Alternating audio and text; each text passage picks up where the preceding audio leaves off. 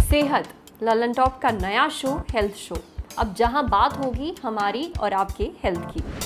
पहला सेगमेंट हालचाल। आज बात करेंगे कि ये वर्क फ्रॉम होम में होने वाली मेंटल स्ट्रेस और उससे कैसे डील करें। दूसरा सेगमेंट तन की बात। आपकी हड्डियों से जुड़ी बाय गॉड एक बहुत ही रोचक बात पता चलने वाली है। और तीसरा सेगमेंट खुराक, यानी एक झकास सी हेल्थ टिप, जैसे कि हल्दी का कमाल। इस कोरोना काल ने ना जिंदगी की बैंड बजा दी है। इस वक्त आधे से ज्यादा जनता वर्क फ्रॉम होम कर रही है। पहले लगा था वर्क फ्रॉम होम क्या मस्त चीज होती है भाई, बिस्तर पर लेटे लेटे नवाबों की तरह काम करेंगे। गलत।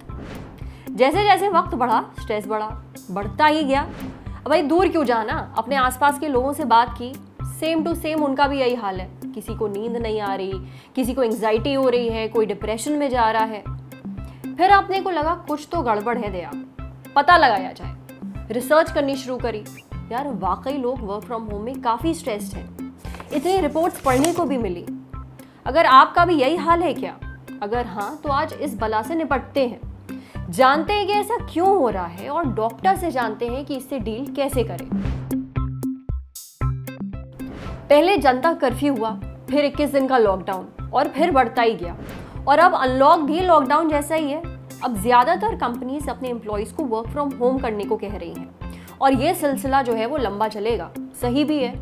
जिस हिसाब से कोरोना के केसेस अब दिन पर दिन बढ़ रहे हैं, ये आपके लिए ठीक भी है। आपकी कंपनी भी चाहती है कि आप सुरक्षित रहें, पर इस दौरान काम का लोड काफी ज्यादा बढ़ गया है। वैसे भी इंडिया में हम लोगों को ये वर्क फ्रॉम होम कल्चर की आदत ही नहीं है, तो शुरू हुई काफी दिक्कतें।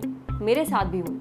पहले मुझे लगा कि सिर्फ भाई मुझ में कुछ गड़बड़ है, बाकी दुनिया तो मस्त चल रही है। अगर आप भी ऐसा महसूस कर रहे हैं ना तो सुनो, ऐसा नहीं है, ट्रस्ट मी। ये सुनिए। वर्क फ्रॉम होम शुरू हुआ तो इसके लिए काफ़ी एक्साइटमेंट था। मतलब शिफ्ट आवर्स से ज़्यादा भी काम हम कर रहे थे, तो शुरुआत में अखर नहीं रहा था और घर के काम, साफ सफाई, कुकिंग, सब में मज़ा आ रहा था। लेकिन धीरे धीरे इंटरेस्ट ख़त्म होने लग गया। टाइम के साथ लगने लग गया कि यार क्यों ही करना पड़ रहा है। उसके बाद फिर पीरियड की दिक्कतें शुरू होने लग गई, क्रैम्प्स ज़्यादा परेशान करने लगे और जो चीज़ें आमतौर पर हम इग्नोर कर देते हैं उनसे भी इरिटेशन होने लग गई। एंग्जाइटी के एपिसोड्स बढ़ने लगे, नींद का साइकिल भी गड़बड़ाने लगा। ये पता नहीं कि लोगों से नहीं मिल पाने की वजह से हो रहा है या फिर लगातार एक ही जगह पर बैठे रहने की वजह से या फिर इतने लंबे टाइम तक परिवार से दूर रहने की वजह से, पर इसका मेंटल हेल्थ पर बहुत बुरा असर पड़ा है। एक बात बताती हूँ। साल 2017 में एक रिपोर्ट आई थी, जिसे छापा था European foundation for the improvement of living and working conditions ने, यानी कि एक ऐसी फाउंडेशन जो काम करती है वर्क कल्चर के ऊपर। अब इसने बताया कि 100 में से 41% लोग जो वर्क फ्रॉम होम करते हैं उनमें स्ट्रेस ज़्यादा होता है बनिस्बत उन 25% लोगों के जो ऑफिस में जाकर काम करते हैं। कोरोना के चलते लाइफ में काफ़ी कुछ बदल गया है। एक शख्स और है, उनको सुनिए। हम ऑफिस जाते थे, हमारा एक टाइमिंग होता था कि आपको इतने आवर्स की शिफ्ट करनी है, फिक्स आवर्स होते थे। उसके बाद आप जब घर आते थे तो वो आपका टाइम होता था। बट क्या आज की डेट में ऐसा हो रहा है? हम लोग घर पे रहते हैं, हम दिन भर घर पे बस काम ही करते रहते हैं। इवन इफ अगर हमारी शिफ्ट भी खत्म हो जाती है तो हमारे सामने सिस्टम रहता है, कभी भी कोई भी कॉल आ जाता है कि आप जरा ये मेल चेक कर दो या ये काम कर दो, कुछ भी हो सकता है। फोन्स हमारे जितने पहले ऑफिस में ये होता था कि आमने सामने बैठ के बात हो जाती थी, उतने ही फोन्स पे बात होती है। हम आधे से ज़्यादा टाइम फोन्स पे रहते हैं, कॉल्स पे रहते हैं।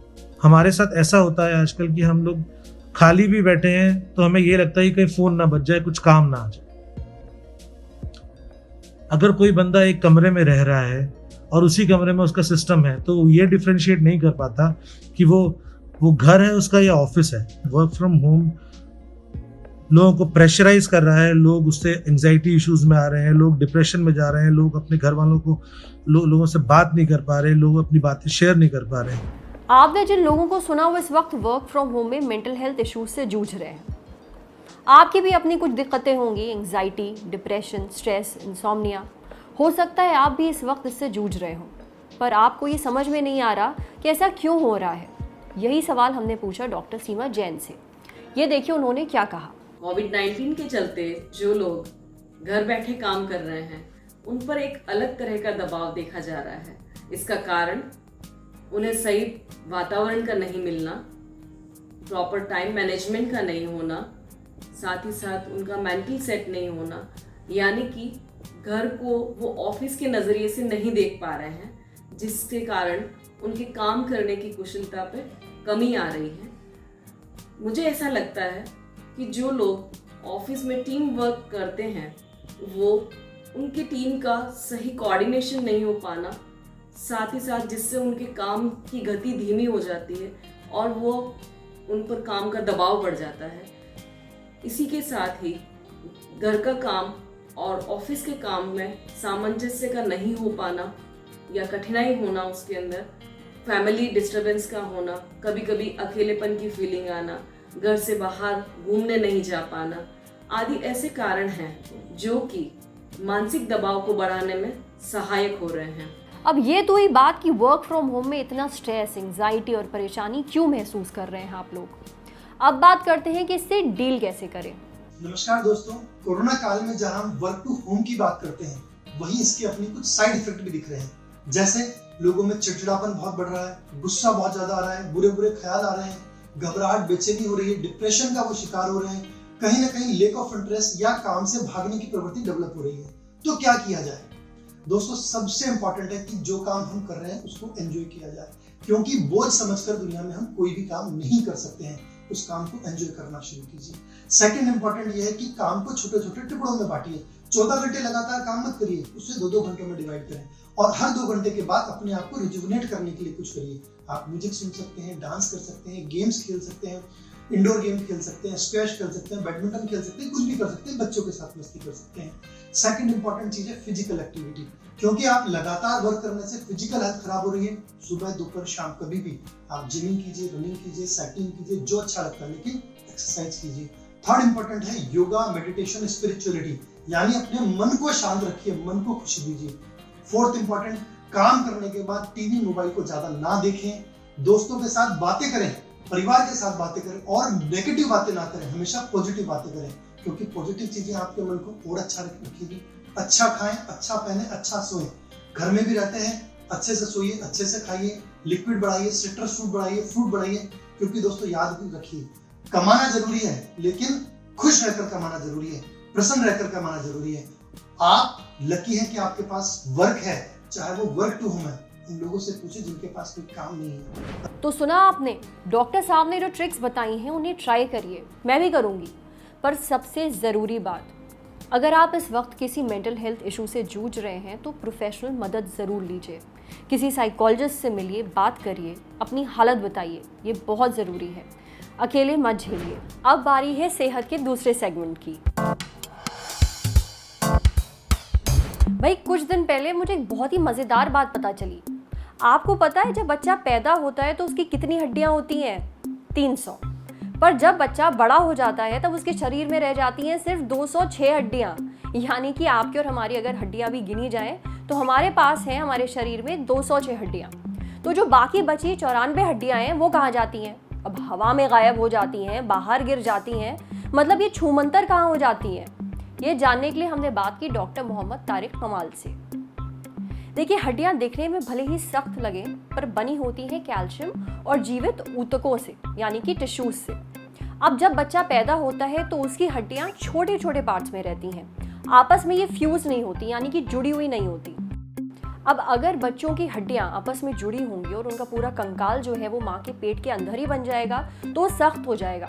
अब डिलीवरी के टाइम उसका बाहर निकलना काफ़ी मुश्किल होगा, वो पॉसिबल ही नहीं होगा, क्योंकि इस समय हड्डियां छोटे छोटे पार्ट्स में होती हैं तो उनमें फ्लेक्सिबिलिटी ज़्यादा होती है, वो लचीली ज़्यादा होती है। इसलिए डिलीवरी के समय जो है माँ के शरीर से बाहर आते समय वो एक दूसरे के ऊपर चढ़ जाती हैं। बाहर आने के बाद वापस अपनी पोजीशन में आ जाती हैं। जैसे आपने पेड़ की हरी वाली टहनी देखी होगी, लचीली होती है, मुड़ सकती है, ठीक वैसे ही। दूसरी बात, बच्चों के शुरुआती दिनों में चोट लगने के चांसेस थोड़े ज़्यादा होते हैं। अब उस समय हड्डियां लचीली होती हैं, खासतौर पर सिर पर चोट लगते समय वो एक दूसरे के ऊपर चढ़ जाती हैं। चोट गहरी नहीं लगती, वो शॉकर की तरह काम करती हैं, जैसे हमारी मोटरसाइकिल में होता है, झटकों से बचाता है, ठीक वैसे ही। अब ये सब तो बढ़िया है, पर ये हड्डियां बड़े होते होते कहाँ चली जाती हैं? जवाब है जी, ये जाती कहीं नहीं है, ये आपस में जुड़ जाती हैं, फ्यूज हो जाती हैं। छोटी छोटी हड्डियों के जो पार्ट्स हैं वो मिलकर एक हड्डी बना देते हैं। खास तौर पर खोपड़ी में जो हड्डियां होती हैं वो तो 300 से घटकर ये रह जाती हैं 206। अब समझे गणित? मजेदार है ना। और अब बारी है सेहत के आखिरी सेगमेंट की, खुराक, एक मस्त सी हेल्थ टिप। वैसे तो हम लोग अपने खाने में मसाले तो भर भर के डालते हैं, पर एक चीज ऐसी है जिसे आपको अपने खाने में जरूर इस्तेमाल करना चाहिए, हल्दी।